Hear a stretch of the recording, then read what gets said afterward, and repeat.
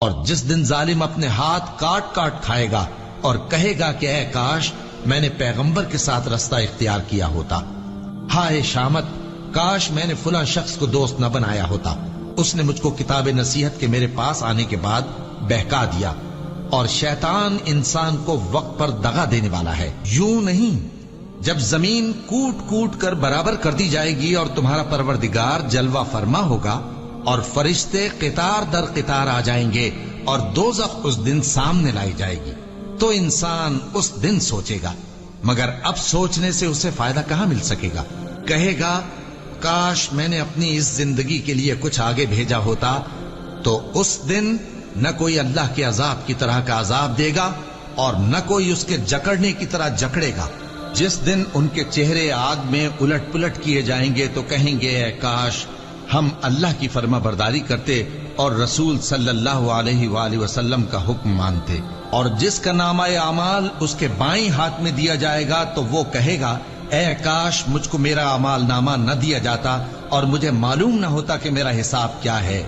اے کاش موت میرا کام تمام کر چکی ہوتی، آج میرا مال میرے کچھ بھی کام نہ آیا، مجھ سے میرا اقتدار جاتا رہا۔ حکم ہوگا کہ اسے پکڑ لو،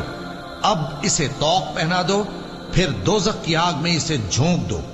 پھر زنجیر سے جس کی لمبائی 70 گز ہے جکڑ دو۔ اور ان سے دنیا کی زندگی کی مثال بھی بیان کر دو کہ وہ ایسی ہے جیسے پانی جسے ہم نے آسمان سے برسایا تو اس کے ساتھ زمین کی پیداوار مل کر نکلی، پھر وہ چورا چورا ہو گئی کہ ہوائیں اسے اڑاتی پھرتی ہیں، اور اللہ تو ہر چیز پر قدرت رکھتا ہے۔ مال اور بیٹے تو دنیا کی زندگی کی رونق و زینت ہیں، اور نیکیاں جو باقی رہنے والی ہیں وہ ثواب کے لحاظ سے تمہارے پروردگار کے ہاں بہت اچھی اور امید کے لحاظ سے بہت بہتر ہیں۔ اور جس دن ہم پہاڑوں کو چلائیں گے اور تم زمین کو صاف میدان دیکھو گے اور ان لوگوں کو ہم جمع کر لیں گے تو ان میں سے کسی کو بھی نہیں چھوڑیں گے،